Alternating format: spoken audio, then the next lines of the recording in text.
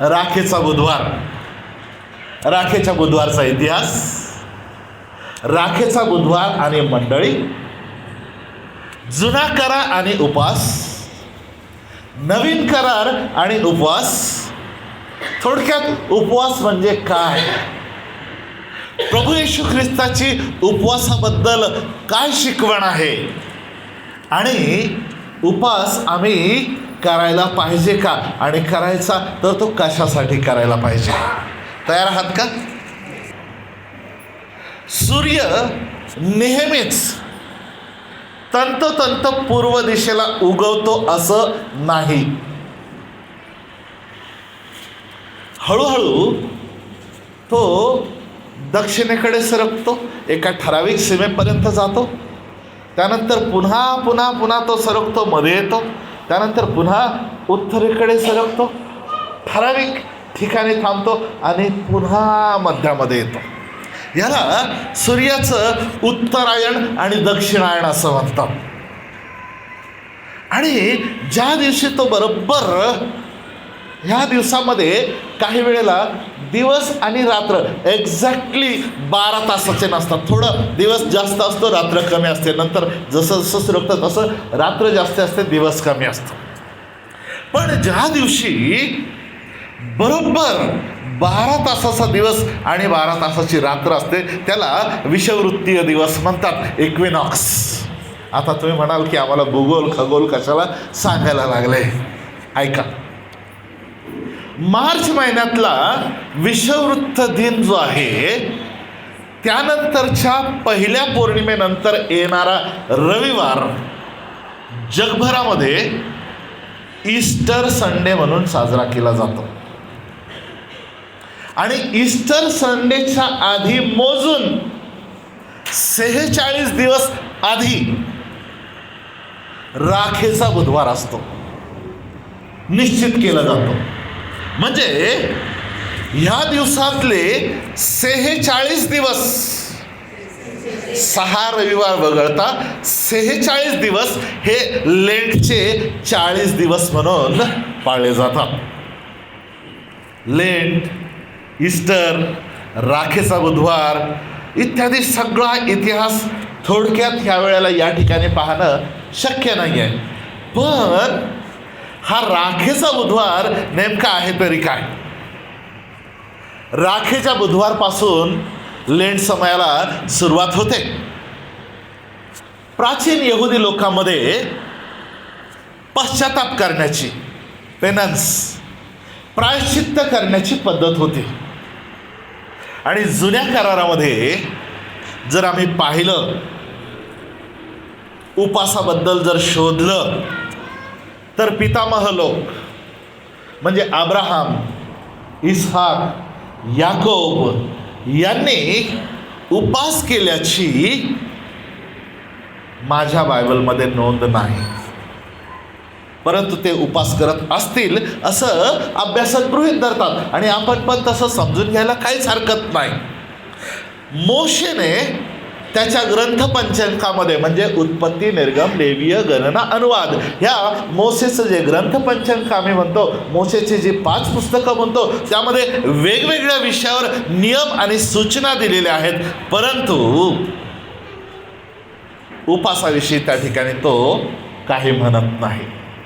केवळ प्रायश्चित्ताच्या दिवशी काय करायचं हे मात्र तो लेवियाच्या पुस्तकामध्ये अत्यंत स्पष्ट रीतीने सांगतो. आपण एक वचन वाचूया, लेवियाचं पुस्तक 23वा अध्याय आणि वचन 27.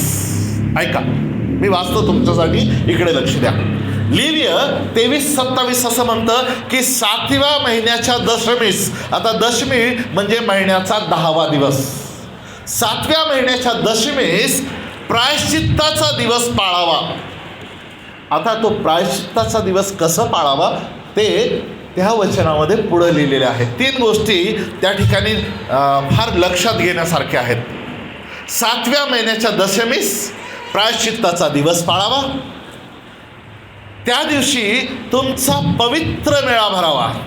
पवित्र मेळा म्हणजे संतगणांनी, प्रभूच्या लोकांनी, मंडळीनं एकत्र येणं. आज ह्या राखेच्या बुधवारच्या सायंकाळी आम्ही या पवित्र मंदिरामध्ये एकत्र आलेलो आहेत. हा आहे संतगणांचा मेळा, हा आहे पवित्र मेळा. मंडळीचं एकत्र येणं म्हणजे पवित्र मेळा. त्या दिवशी तुमचा पवित्र मेळा भरावा.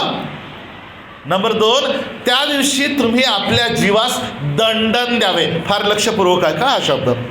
त्या दिवशी तुम्ही आपल्या जीवास दंडन द्यावे आणि परमेश्वराला हव्य अर्पावे. 3 गोष्टी. मंडळीनं एकत्र यायचं, स्वतःच्या जीवाला क्लेश द्यायचा आणि परमेश्वराला अर्पण करायचं, समर्पण करायचं. ह्या 3 गोष्टी फार महत्त्वाच्या आहेत. देवाच्या लोकांचं एकत्र येणं, स्वतःच्या जीवाला दंड देणं, दंडन करणं आणि परमेश्वराला हव्य अर्पण करणं. आता पुढे यहुदी लोकांमध्ये हे मोशेने जे लेवीय 23-27 मध्ये सांगितलं होतं, ही परंपरा यहुदी लोकांमध्ये पुढे चालू राहिली. ते लोक पापांचा पश्चाताप करताना गोंदपाट किंवा गोंदताट दोन्ही शब्द वापरलेले आहेत बायबलमध्ये, ते नेसत असत. अंगावर किंवा डोक्यावर राख उधळून घेत असत, राखेमध्ये बसत असत. पुष्कळसे उदाहरण आहेत या राखेमध्ये बसण्याचे.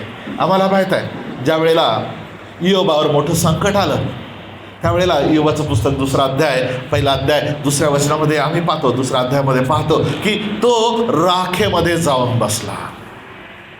पुढं ज्या वेळेला तो परमेश्वर देवाकडं मी किती खरा आहे आणि देवाने माझ्यावर अन्याय केला आहे असं सांगत होता आणि मग त्याचे मित्र बोलले, तो बोलला, त्याचे मित्र बोलले, तो बोलला आणि सरतेशेवटी जेव्हा परमेश्वर बोलला तेव्हा इयोबाला कळून आलं की तो परमेश्वर आहे, तो त्याच्या इच्छेला हवं तसं करू शकतो आणि परमेश्वर योग्य आहे असं समजून इयोब 42:6 मध्ये इयोब स्वतः माघार घेतो आणि तो म्हणतो, माघार घेऊन मी धूळ राखेत बसून पश्चाताप केला की मी प्रभूला असं बोलायला नको होतं. यरूशलेमच्या ओशाड दशेचा काळ पुरा होण्यास 70 वर्ष लागतील असं इर्मयाने सांगितलं होतं. एक वचन वाचेल का माझ्यासाठी कोणीतरी? दानियेलाचं पुस्तक 9वा अध्याय आणि वचन 3. दानियल 9:3. ज्याला मिळेल त्याने वाचा मोठ्या आवाजात. हे जाणून मी आपले मुख प्रभू देवाकडे लावून प्रार्थना, विनवण्या, उपास, कोणताच नेसणे व अंगावर राख उधळणे हे चालू केले. हे जाणून म्हणजे इस्रायल लोकांचा बंदिवास 70 वर्ष टिकणार आहे. 70 वर्ष. हे जेव्हा दानियेलाला इर्मयाच्या लिखाणावरून कळालं त्यावेळेला त्याने काय केलं तर आपलं मुख प्रभुदेवाकडे लावलं. विनवण्या, उपवास, गोंदताट नेसणं आणि अंगावर राख उधळणं हे दानियेलानं चालू केलं. ज्यावेळेला एस्तेरच्या पुस्तकाकडे आपण वळतो त्यावेळेला आपल्याला माहीत आहे एस्तेर 4:1 मध्ये लिहिलेलं आहे, मर्दखायला जेव्हा समजलं की राजाच्या नावाने फरमान निघालेलं आहे की यहुदी लोकांचा, सर्व परगण्यामधल्या यहुदी लोकांचा संहार करायचा, त्यांचा नायनाट करायचा, त्यांची धनसंपत्ती लुटायची, हे ज्या वेळेला मर्दखायाच्या कानी पडलं तेव्हा त्याने काय केलं तर आपली वस्त्र फाडली, गोंदपाट नेसून राख फासली. एवढंच काय तर जेव्हा परमेश्वर देवाने योनाला निनवे इथं पाठवलं, सुरुवातीला त्याने नाकारलं, परंतु देव आहे त्याची तो योजना पूर्ण करणारच, कसंही करून त्याने त्याला तिथं नेलं. आणि जेव्हा तो योना निनवे शहरामध्ये सांगत होता की आणखी 3 दिवस आणि निनवेचा नाश होणार आहे, तेव्हा निनवेच्या राजाला निनवे धुळीस मिळणार हे वर्तमान समजले.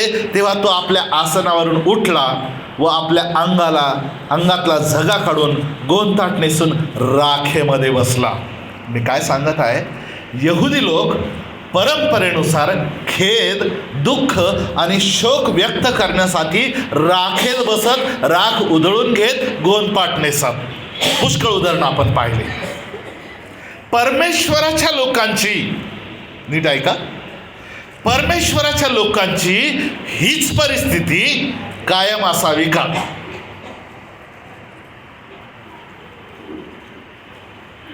ती परिस्थिती बदलण्यासाठी कोणीतरी आला. आणि यशया संदेष्टाने तो जो कोणी येणार होता त्याच्याविषयी आधीच भविष्यवाणी केली. आपण यशया भाग 2 म्हणजे अध्याय क्रमांक very good, God bless you, 40 ते 66 ह्या दुसरा भाग यशयाच्या पुस्तकाचा जो नवीन कराराचं प्रतीक आहे त्यामध्ये लिहिलेलं आहे.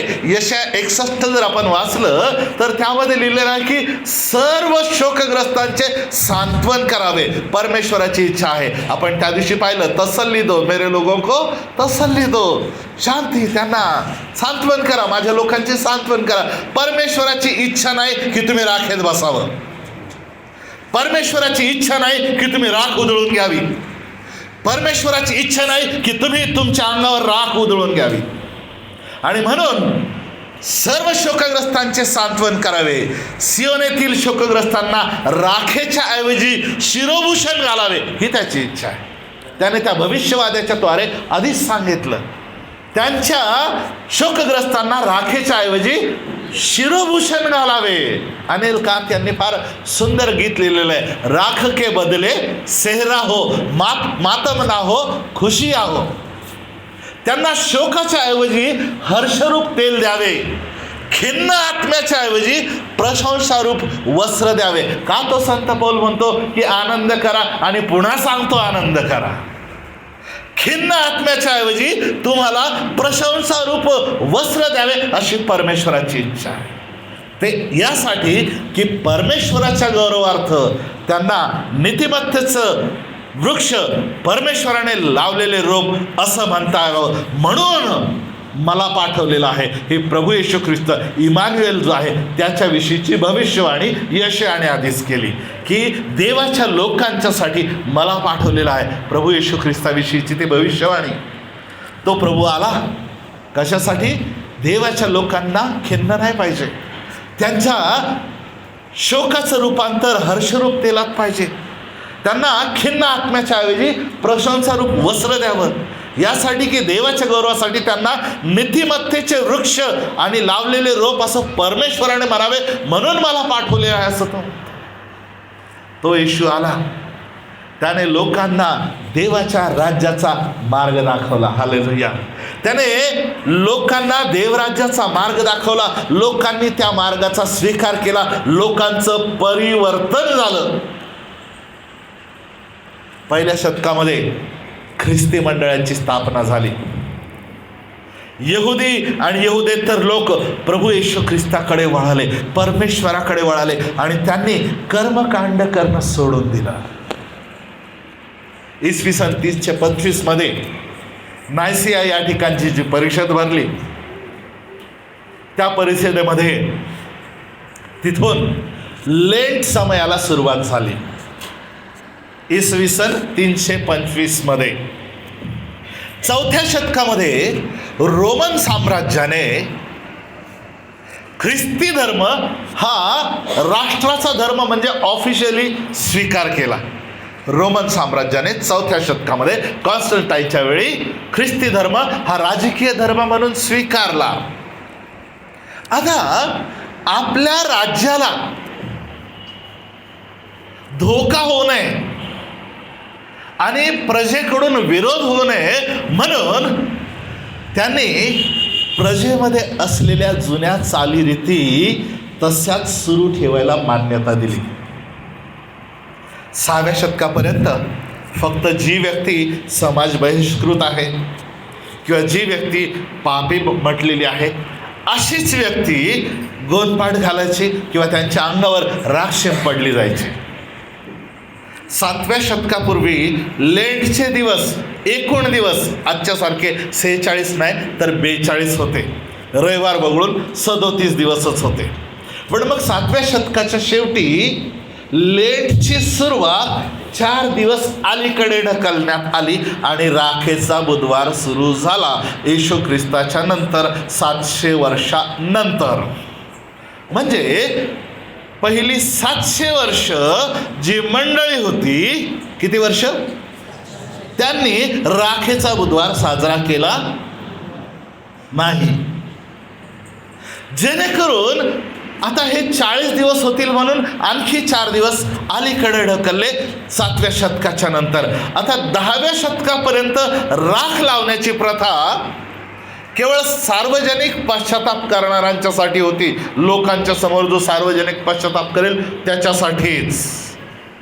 आणि परंपरेनुसार ते काय करायचे तर गेल्या वर्षी मागील वर्षी झावळ्याच्या रविवारी ज्या झावळ्या वापरल्या त्या जपून ठेवायचे आणि त्या झावळ्या नंतर ह्या दिवशी जाळायच्या आणि त्याची जी राख होईल ती राख पाणी कालवून किंवा तसंच कसं कपाळावर लावायची क्रूसाची खूण म्हणून. सभेदरम्यान कपाळावर राख लावून क्रूसाची चिन्ह केलं जायचं.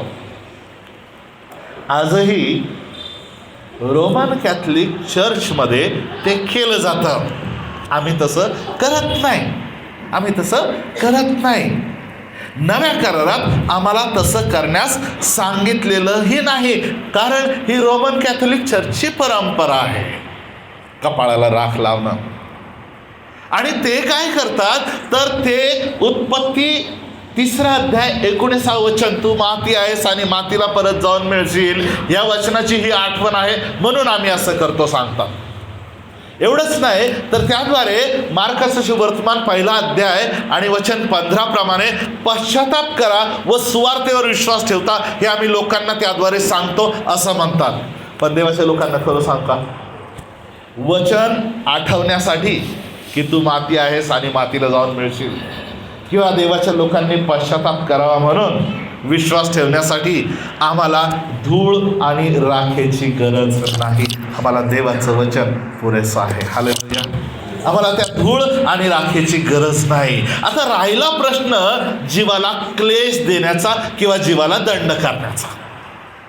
लेवीय 23:27 प्रमाणे काय सांगितलेलं आहे, 7व्या महिन्याच्या दशमेला तुम्ही काय करायचं, लोकांचा पवित्र मेळा भरवायचा, त्यानंतर आपल्या जीवाला दंडन करायचं आणि 3री गोष्ट म्हणजे परमेश्वराला हव्य अर्पण करायचं. आता हे जीवाला दंडन करणे ह्या शब्दाचा अर्थ बायबलचे अभ्यासक असं सांगतात की जे आपल्या जीवास इष्ट आहे त्यापासून स्वतःला दूर राखणे म्हणजेच उपास करणे.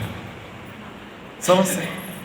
योब देखील म्हणतो माझ्या जीवाला जे इष्ट होतं त्यापासून मी मला स्वतःला राखलं. मग आपल्या जीवाला दंड देणे म्हणजे बायबलच्या नुसार अभ्यासक सांगतात की उपास करणे. दंड द्यायचा म्हणजे उपलब्ध असून सुद्धा वर्ज्य करायचं.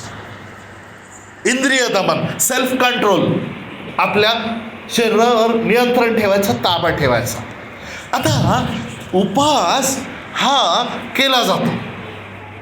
मी म्हटलं जरी काही काळापर्यंत मोशेपर्यंत उपासाची उदाहरणं दिसत नाहीत, परंतु जुन्या करारामध्ये मोशेनंतर यहुदी लोक उपास करत असल्याची पुष्कळ उदाहरणं आम्हाला पवित्र शास्त्रात पाहायला मिळतात. आपल्याला माहीत आहे ज्या वेळेला यहोशुवाने इस्रायल लोकांना दुधामधाच्या देशात प्रवेश केला, त्याने घेऊन गेला. यरीहो शहर त्यांनी कसं जिंकलं आपल्याला माहीत आहे. त्यानंतर पुढचं शहर आय शहर जिंकण्यासाठी त्यांना प्रॉब्लेम आला आणि त्या ठिकाणी त्यांचा पराभव झाला. त्यावेळेला यहोशुवा अध्याय 7 आणि वचन 6 मध्ये हे नमूद केलेलं आहे की यहोशुवाने आपले कपडे फाडले, तो व इस्रायलचे वडीलजन संध्याकाळपर्यंत परमेश्वराच्या कोशासमोर पालथे पडून राहिले. आता परमेश्वरासमोर पालथ पडणं म्हणजे चेहरा खाली, तोंडावर. ओके, परमेश्वरासमोर पाठीवर कोणी पडत नाही. समजून घ्या मला काय सांगायचं ते. मी काय बोलत आहे परत एकदा सांगतो. परमेश्वरासमोर पाठीवर, परमेश्वर पाठीवर नाही पाडत. परमेश्वरासमोर बायबलमध्ये जेवढे जेवढे लोक उपडे पडले ते म्हणजे नतमस्तक झाले, त्याच्यासमोर लोटांगण. परमेश्वराच्या कोशासमोर पालथे पडून राहिले आणि त्यांनी आपल्या डोक्यामध्ये धूळ घातली. म्हणजे काय, थोडक्यात त्यांनी उपास केलेला की प्रभू हे का, आम्ही पुढे गेलो तर शास्त्रेच्या पुस्तकामध्ये 20वा अध्याय 26व्या वचनामध्ये आम्ही ऐकतो की सर्व इस्रायल लोकांनी, प्रत्येक प्रसंग मी तुम्हाला सांगणार नाही, परंतु त्या सर्व इस्रायल लोकांनी त्या दिवशी संध्याकाळपर्यंत उपवास केला. जर आम्ही पहिलं शमूएल 7व्या अध्यायामध्ये आलो तर पहिलं शमूएल 7:6 सांगितलेलं आहे त्या दिवशी इस्रायल लोकांनी उपवास केला. दुसरं शमूएल 12:6 आपण आलो तर तिथे पण सांगितलेलं आहे की दाविदाने आपल्या मुलासाठी उपवास केला. तुम्हाला माहीत आहे त्याचं मूल आजारी होतं आणि तो उपवास केला त्याने. स्तोत्र 35:13 स्तोत्रकर्ता म्हणतो मी उपवास करून आपल्या जीवाला क्लेश देत आहे. आलं लक्षात? जीवाला क्लेश देणं किंवा दंडन देणं म्हणजे उपवास करणं. 2 इतिहास अध्याय 20:1-4 यहोशाफाटाची गोष्ट तुम्हाला माहीत असेल. मोआबी लोक, अम्मोनी लोक, मौन्यातले लोक ज्या वेळेला त्याच्यावर चाल करून आले असं यहोशाफाट राजाने ऐकलं तेव्हा बायबलमध्ये सांगितलं की तो परमेश्वराच्या मार्गाला लागला. राजाला मोठा धाक पडला व तो परमेश्वराला शरण जाण्याच्या मार्गास लागला आणि सर्व यहुदाने उपवास करावा असं त्याने फरमान काढलं. यहोशाफाट राजा. मी सांगत काय आहे की जुन्या करारामध्ये उपवासाची अनेक उदाहरणे आहेत. आता काही जण तर आत्ताच्या आमच्या 40 दिवसांच्या उपवासाचा मेळ मोशेने डोंगरावर 40 दिवस उपवास केले याच्याशी लावतात. मोशे परमेश्वराला भेटण्यासाठी सिनाय डोंगरावर गेला. किती दिवस राहिला? बरं, एक प्रश्न आहे. तुम्ही बायबलचे विद्यार्थी आहात आणि तुम्हाला अशी काय असाइनमेंट दिलं तर तुम्ही नेहमी करता हे माझ्या लक्षात आलेलं एवढ्या दिवसात. कारण आता वाचन परवा सांगितलेलं पुष्कळ जण करता. एक प्रश्न सोडून जातो. बायबलचा वाचताना या दिवसामध्ये 40 दिवसामध्ये आम्ही जास्त लक्ष देतो. मोशे सिनाय पर्वतावर एकूण किती वेळेला चढला? तुमच्यासाठी प्रश्न आहे. उत्तर मिळालं मला टेक्स्ट करा. मोशे सिनाय पर्वतावर एकूण किती वेळेला चढला? ठीक आहे, ओके. मोशे परमेश्वराला भेटण्यासाठी डोंगरावर गेला आणि एकदा तर तो जास्तीत जास्त म्हणजे 40 दिवस. किती? बोला ना. 40 दिवस, मोठ्याने बोला. 40 दिवस परमेश्वराच्या सानिध्यात होता. आता त्याने काही खाल्लं नाही बरं का 40 दिवस. मला सांगा बरं, एक कोणीतरी हात वर करा, तुम्ही परमेश्वराच्या सानिध्यात आहात. कोणाला भूक लागणार आहे? हाय कोई? परमेश्वराच्या सानिध्यात आहात. अहो, तुम्ही परमेश्वराचं वचन 2 तास ऐकत असले तरी तुम्हाला वेळ कधी गेली समजत नाही, भूक पण लागत नाही. खुद्द परमेश्वराचं सानिध्य. निर्गम 34:28 म्हटलंय मोशे तेथे परमेश्वराबरोबर 40 दिवस व 40 रात्री होता. त्याने भाकर खाल्ली नाही व त्याने पाणी प्यायला नाही. तो पाणी प्यायला नाही. परमेश्वराच्या सानिध्यात असताल तर तुम्हाला तहान भूक असेल का? हॅलो, विचार करा. मी सांगितलं विचार करा. सुरुवातीला सांगितलं. जुन्या करारात आणखी कोणी 40 दिवस उपवास केले? सांग ना बरं पटकन.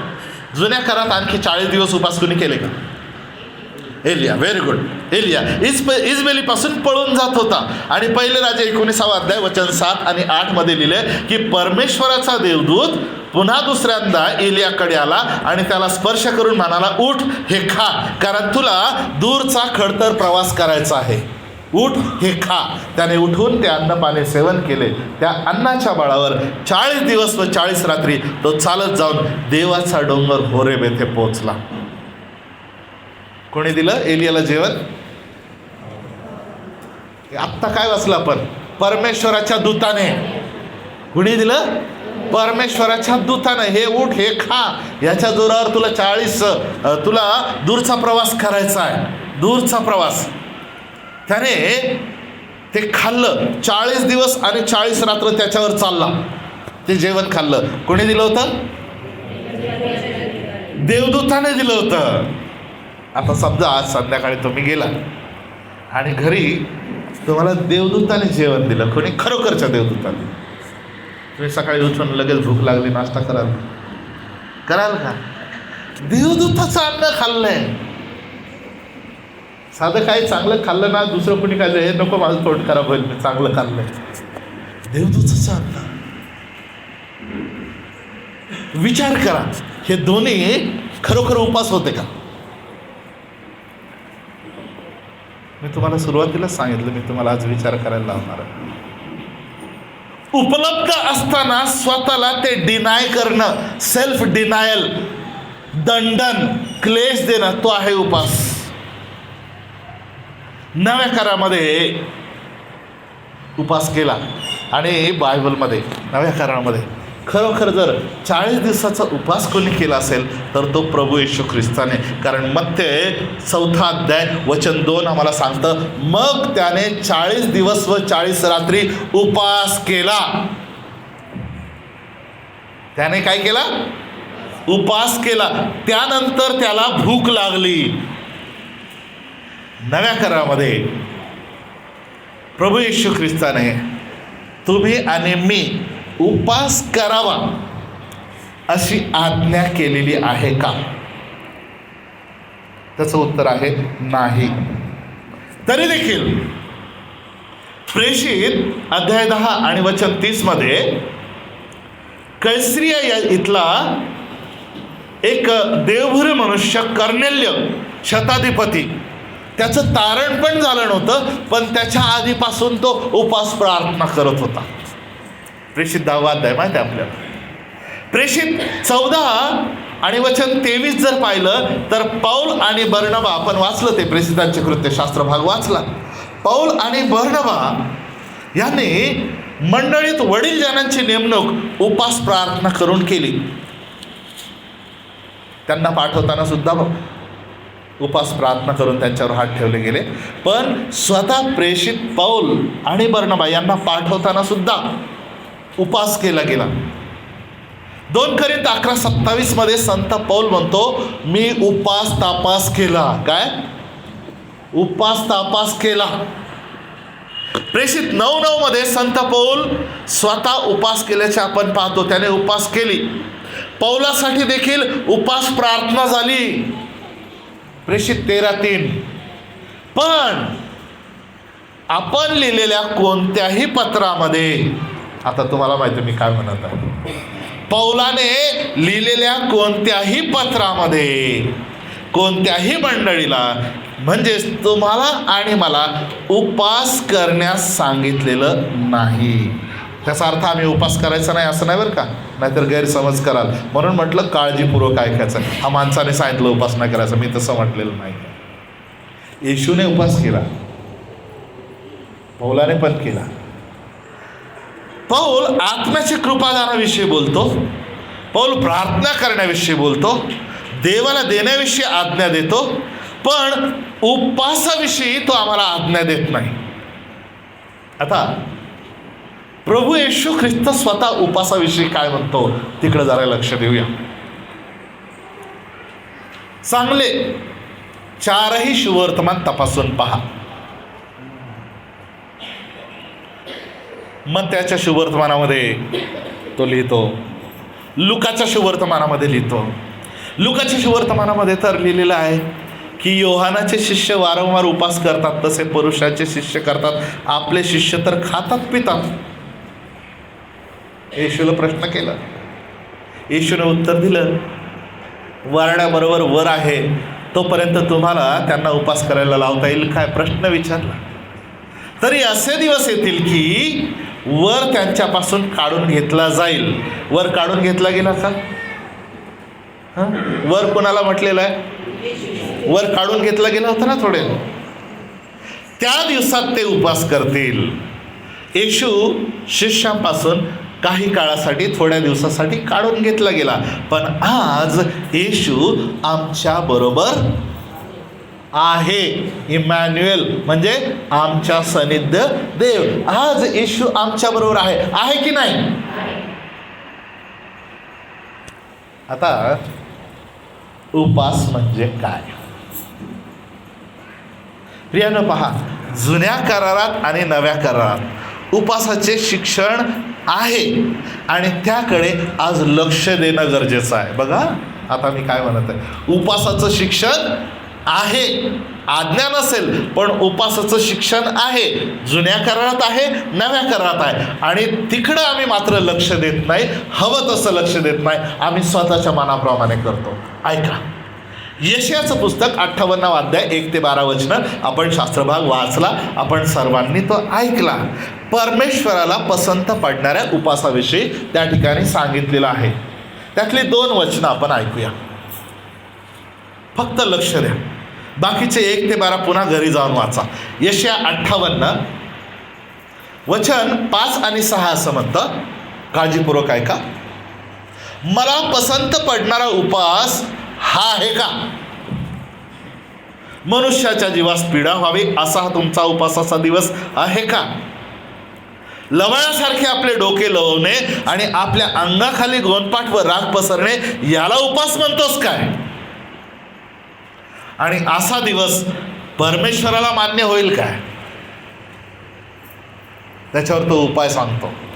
उपासामध्ये काय केलं पाहिजे, उपास कसा असावा.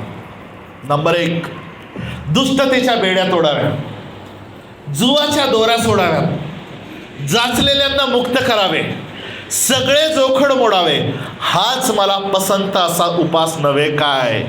प्रिय लोकांना, देवाच्या लोकांना ऐका. यशया 58 1 ते 8 प्रमाणे परमेश्वराला पसंत पडणारा उपास काय आहे मी पुन्हा एकदा सांगतो. नंबर 1, मोठ्याने प्रभूची स्तुती करणे. कारण सुरुवातच त्याने केली आहे, कंठरव करण्यास कसर करू नको. उपास आहे ना, देवाची स्तुती मोठ्यानं करा. नंबर 1, प्रथम परमेश्वराची स्तुती. नंबर 2, लोकांना त्यांच्या पापांची जाणीव करून द्या, सांगा, म्हणजे सुवार्ता प्रसार. नंबर 3, चुकीच्या गोष्टी करणे थांबवा. 4, वाईटाचा विरोध करा. दुष्टाच्या जुआ हे तोडा ते मोडा सांगितलं, वाईटाचा विरोध करा. आपले अन्न भुकेलेल्यांना द्या. फार महत्वाचं आहे, नीट लक्षात घ्या. उपास करताना त्या दिवसाचं अन्न राहतं ना बाजूला, नाही रॉ असेल किंवा बनवलेलं असेल, आहे ना तुमचा वाटा, वाचला ना, ते कोणाला द्यायचं? भुकेलेल्यांना, निराधारांना आश्रय द्या. नंबर 6, निराधारांना आश्रय द्या. नंबर 7, उघड्यांना वस्त्र द्या. नंबर 8, गरजूंना मदत करा. काय? गरजूंना मदत करा. 8 गोष्टी मी सांगितल्या, पुन्हा एकदा सांगतो. मोठ्याने प्रभूची स्तुती करा, लोकांना पापाची जाणीव करून द्या, त्यांना सांगा, चुकीच्या गोष्टी करणं थांबवा, वाईटाचा विरोध करा, आपले अन्न भुकेल्यांना द्या, निराधारांना आश्रय द्या, उघड्यांना वस्त्र द्या आणि गरजूंना मदत करा. तसं जर तुम्ही केलं तर तुम्हाला जे आशीर्वाद मिळणार आहेत ते घरी गेल्यानंतर यशाचं पुस्तक 58 अध्याय आणि त्याचे 8, 9, 10, 11, 12 ही वचनं वाचा. 9, 10, 11, 12 त्यामध्ये तू जर असे करशील तर परमेश्वर तुझ्यासाठी काय करणार आहे ते सांगितलेलं आहे. थोडक्यात काय माहिती आहे का, उपासाच्या दिवशी स्वनकार करायचा. काय करायचा? सेल्फ डिनायल, स्वतःचा नकार. चांगला आहे स्वतःचा नकार करायला आम्ही शिकणं. स्वतःचा नकार म्हणजे आपल्या जीवाला क्लेश आणि दंडन द्यायचं. त्याऐवजी आम्ही दुसऱ्या कोणाची तरी आठवण करायची. 7-8 मुद्दे सांगितले. फक्त स्वतःला दंडन नाही द्यायचं, तर त्याऐवजी आम्ही दुसऱ्या कोणाची तरी आठवण करायची आहे. उदाहरणार्थ आपलं अन्न वर्ज्य करणं. आता अन्न वर्ज्य केलं त्याला खर्च लागतो ना, त्याला पैसे लागतात ना, मग ते पैसे बाजूला काढून ठेवायचे. त्याच्यासाठी या दिवसामध्ये आम्हाला डबे दिले जातात, डबे देतात. पण आम्ही त्यात काय करतो? सुट्टे पैसे टाकतो. का? आम्हाला समजलेलंच नाही. त्या सुट्ट्या पैशात किंवा तुमच्या हळक्या मळक्या 10-20च्या नोटात तुमचं जेवण होतं का? नाही. तिथं तसं लिहिलंय, आपले अन्न भुकेल्या तू काय करायचं? देवाला पसंत पडणारा उपास.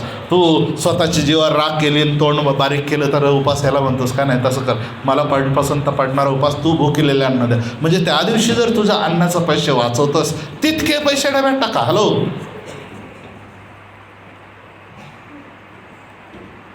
देवाला पसंत पडणारा उपास तू आपले अन्न भुकेलेल्यांना द्यावे. एक वेळेच्या अन्नासाठी किती पैसे लागतात? जितके दिवस उपास कॅल्क्युलेट करायचं, गुणिले पर मीलचे पैसे, प्रत्येक जेवणाचे पैसे. जर 2 वेळेला उपास असेल तर 2 जेवणं गुणिले 40 दिवस, किंवा तुम्ही रविवार पण धरत असाल तर 46 दिवस.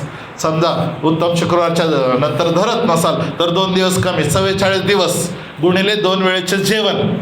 तुम्ही प्रत्येक जेवणाला बाहेर गेल्यावर किती पैसे खर्च कराल? तेवढे पैसे डब्यात टाका. तर त्याला स्वानाकार म्हणताय? नाही.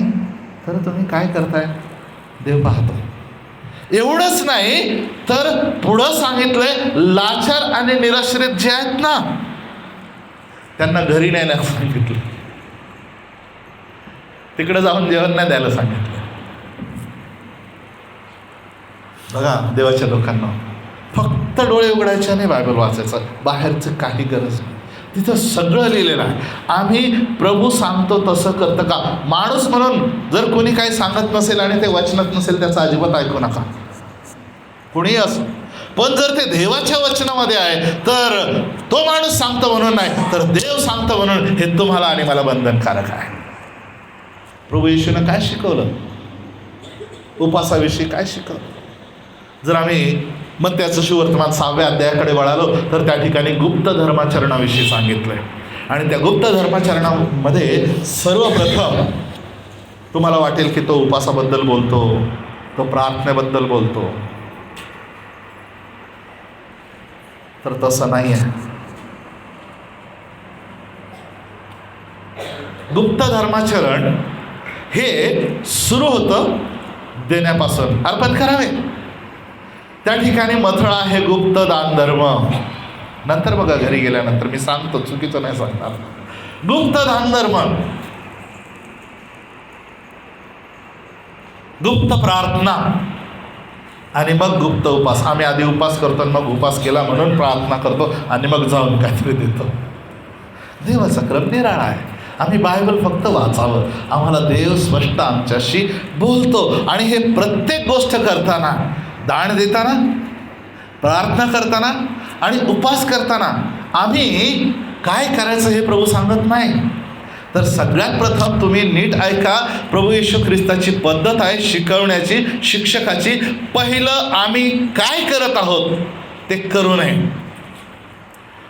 तू दान धर्म करतोस तेव्हा असं करू नको, ते लोक जसं करतात. तू प्रार्थना करतोस तेव्हा ते लोक जसं करतात तसं करू नको. तू उपास करतोस तेव्हा ते लोक जसं करतात तसं करू नको. म्हणजे काय? पहिल्यांदा आपली पाठी पुसून कोरी करायची आणि मग अफ्रेश नव्यानं प्रभूकडून शिकायचं. नाहीतर आमच्याकडच्या गोष्टी आणि त्याच्या गोष्टी आम्ही सरमिसळ करतो, भेसळ करतो आणि आम्हाला समजत नाही आम्ही काय करतो. प्रभूनं प्रत्येक वेळी दानाच्या वेळी, प्रार्थनेच्या वेळी आणि उपासाच्या वेळी पहिल्यांदा काय सांगितलेलं आहे? How not to give, how not to pray and then how not to fast. आणि त्याच्याबद्दल म्हणताना तो अत्यंत स्पष्ट सांगतो, जेव्हा तुम्ही उपास करता तेव्हा. वाचला आपण, जेव्हा तुम्ही उपास करता तेव्हा. हे शब्द प्रभू येशू ख्रिस्ताचे आहेत. मग त्याचं सुवर्तमान 6व्या अध्यायामध्ये. याचा अर्थ प्रभू येशू ख्रिस्ताला हे अपेक्षित आहे, हे अभिप्रेत आहे की आम्ही उपास करावेत. क्लिअर आहे? प्रभू येशू म्हणतो जेव्हा तुम्ही उपास करता तेव्हा. म्हणजे त्याला अपेक्षित आहे, त्याची अपेक्षा आहे आम्ही उपास करावे. तरी आज्ञा जरी नसली तर आमच्याकडून ती अपेक्षा आहे. जेव्हा तुम्ही उपास करता तेव्हा. कसा करायला सांगितलं माहिती आहे का? पहिलं कसा करू नका ते सांगितलं. तेव्हा ढोंग्यासारखे म्लानमुख होऊ नका, कारण आपण उपास करत आहोत असे लोकांना दिसावे म्हणून ते आपले तोंड विरूप करतात. लोकांना दिसावं म्हणून करतात. मी तुम्हाला सांगतो, खचित सांगतो. कसं? गॅरंटी, पक्का, शुअरली, सर्टनली. मी तुम्हाला खचित सांगतो की ते आपले प्रतिफळ भरून पावले आहेत. देवाच्या लोकांना ऐका, प्रभू येशू ख्रिस्ताच्या शिकवणीनुसार ज्या क्षणी आपण आपला उपास जाहीर करतो, आपलं प्रतिफळ येतच नाही. परत एकदा सांगतो, प्रभू येशू ख्रिस्ताच्या पवित्र शास्त्रामधल्या शिकवणीनुसार ज्या क्षणी आम्ही आमचा उपास दुसऱ्यांना समजू देतो, कळवतो, त्या क्षणी आमचं पारितोषिक आम्हाला इथलं इथंच मिळतं, त्याच्याकडं काय राहत नाही. येशूच्या शिकवणीनुसार आपलं प्रतिफळ मग इथंच मिळतं. कोणतं प्रतिफळ? लोक वा अरे वा म्हणतील, नाही म्हणतील. लोकांनी तसं म्हणावं म्हणून नका. नाही, माझी काही इच्छा नाही, पण आज माझा उपास आहे. नो, तू उपास करतोस तेव्हा आपल्या डोक्याला तेल लाव, आपले तोंड धु. आता डोक्याला तेल लाव आणि तोंड धु म्हणजे काय? की नीटनेटका राहा, स्वच्छ राहा. आपल्याकडं तर दररोज आंघोळ करण्याची रीत आहे की नाही? फुले नगरला आहे. कशासाठी नीटनेटका आणि स्वच्छ राहायचं? कशासाठी नीटनेटका आणि स्वच्छ राहायचं? तो सांगतो, अशा हेतूने की तू उपास करत आहेस हे लोकांना नव्हे तर तुझ्या गुप्तवासी पित्याला दिसावे. प्रभू येशू ख्रिस्ताची स्पष्ट इच्छा आहे, तुमचा उपास लोकांना दिसू नये. अशासाठी की तू उपास करत आहेस तेव्हा लोकांनी नव्हे तर तुझ्या गुप्तदर्शी पित्याला ते दिसावे. क्लिअर आहे? तुमचा उपास कोणाला दिसला पाहिजे? तुमच्या गुप्तदर्शी पित्याला. संत लोक मंडळीमध्ये आज संध्याकाळी बसलेल्या देवाच्या प्रिय संतगणांनो, नीट ऐका. गुप्तदर्शी पित्याला जर कळालं तर गुप्तदर्शी पिता तुला उघडपणे प्रतिफळ देईल, असं प्रभू येशू ख्रिस्ताने आपल्या मुखाने सांगितलेलं आहे. आणि म्हणून देवाच्या लेकरांनो, आज हे नीट समजून घ्या. नव्या करारात प्रभू येशू ख्रिस्ताचं उपासाविषयीची अशी शिकवण आहे की तुमचा उपास गुप्त असावा. तुमचा उपास कुणालाही कळू नये. आणि जर लोकांना कळालं तर लोकांकडून प्रतिफळ मिळतं. कोणतं प्रतिफळ? की वाहवा. आणि म्हणून सांभाळा. नव्या करारातलं हे शिक्षण आहे. तुमचा उपास लोकांना समजू नये. नाहीतर आम्ही, आज माझा उपास आहे, तू नाही करत का उपास? आणि तू धरत नाही का? मी उपास पकडला आहे. हां, तू आता धरतेस. मी किती वर्षापासून करते? 40 दिवसाची करते. आम्ही तो मटण पण खात नाही. तू तर मटण खात नाही, आम्ही चप्पल पण घालत नाही. आणि आमचे हे तर दाढी पण करत नाही 40 दिवस. देवाच्या लोकांना ऐका, आम्ही आता बालवाडीतल्या ख्रिस्तीपणापासून मोठं होऊन ग्रॅज्युएट ख्रिस्ती होणं गरजेचं आहे, आवश्यक आहे. जर प्रभू येशू ख्रिस्त काय सांगतो हे वारंवार आमच्याकडे रात्रंदिवस त्याचं वचन असून तिकडं जर आमचं लक्ष जात नाही तर बाकीच्या गोष्टींनी काही त्याला संतोष होणार नाही. लोकांना तुमचा उपास समजला तर तुमचं प्रतिफळ इथं आहे, देवाकडून काही नाही. तुम्हाला कोणाकडून प्रतिफळ पाहिजे हे आज तुम्ही ठरवा. तुम्हाला लोकांकडून प्रशंसा पाहिजे की तुमच्या गुप्तवासी पित्याकडून प्रतिफळ पाहिजे हे तुम्ही आज ठरवा. आणि म्हणून इथून पुढं काय करायचं हे आज ठरवण्यासाठी ही देवाने तुम्हाला दिलेली संधी आहे. प्रभूचं सांगणं अत्यंत स्पष्ट आहे, तो तुम्हाला गोंधळात पाडत नाही. 100 वेळेला जाऊन तुम्ही वचन वाचा. तू उपास करतोस तेव्हा काय काय करू नकोस. उपास कशासाठी करायचा एवढं सांगतो आणि बंद करतो. उपास कशासाठी करायचा? बायबलकडे वळायचं. बायबलमधल्या लोकांनी आणि त्यातल्या त्यात नवीन करारातल्या लोकांनी, म्हणजे प्रभू येशू ख्रिस्ताने आपला प्राण अर्पण केला, काहीतरी सिद्ध केलं, स्वर्गात गेला आणि मंडळी जी सुरू झाली, ह्या मंडळीनं उपास कशासाठी केले? बरोबर की नाही? परत मागं जाऊन आमके तमके उपास, हिचे उपास, त्याचे उपास, बॅनर लावून, बायबलमध्ये बॅनर लावून उपास नाही सांगितले, उपास प्रार्थना नो. हे पक्क समजून घ्या की आमच्या उपासाने परमेश्वर बदलत नाही. हॅलो, कारण की तो न बदलणारा देव आहे. He is unchanging God. तो काल, आज आणि सदा सर्व काळ सारखाच आहे. उपासाने आमच्यामध्ये बदल होतो. उपासाने आमच्यामध्ये बदल होतो. उपासाने आम्हाला स्वतःच्या शरीरावर नियंत्रण ठेवता यायला सहाय्य होतं, मदत होते. शरीरावर नियंत्रण ठेवता येतं. आम्ही उपास केल्याने देवाच्या आत्म्याविषयी अधिक संवेदनशील बनतो. देवाचा आवाज तुम्ही पुष्कळ वेळेला ऐकत असाल, देव माझ्याशी बोलला, देव माझ्याशी बोलला. काही लोक म्हणतात कसं काय? जर देवाशी जर ट्युनिंग व्हायचं असेल तर इतर सगळ्या गोष्टीतनं लक्ष काढायला लागेल. तुम्हाला एखाद्या गोष्टीचं ओझं असेल आणि त्यासाठी तुम्ही प्रभूकडे प्रार्थना करीत वाट पाहून थांबून असाल तर तेव्हा उपास करणं चांगलं आहे. परत सांगू, जर तुम्हाला एखाद्या गोष्टीचं ओझं असेल आणि त्यासाठी तुम्ही प्रभूकडे प्रार्थना करत थांबून राहिलेला असाल तर त्यावेळेला उपास करणं चांगलं आहे. किंवा प्रभू तुम्हाला उपास करण्याची प्रेरणा देत असेल त्यावेळेला उपास करणं चांगलं आहे. नव्या करारात उपास करण्याची 3 कारणं दिलेली आहेत. नंबर 1 जे आम्हाला वाटते ते नाही आहेत. नंबर 1, प्रभूची सेवा करताना उपास करतात. प्रभूची सेवा करताना उपास करतात. जर एखादी कामगिरी प्रभूने दिलेली आहे, त्याचं वचन गाजवणं आहे, त्याचे वेगवेगळ्या प्रकारे सेवा आहे, फक्त वचन गाजवणंच नाही. जर एखादी कामगिरी आहे सेवेची तर त्यासाठी उपास. नंबर 2, देवाच्या लोकांना विशिष्ट कामगिरीसाठी पाठवताना त्यांच्या डोक्यावर हात ठेवून सेवेसाठी पाठवताना उपास कर. सेवेसाठी पाठवताना उपास.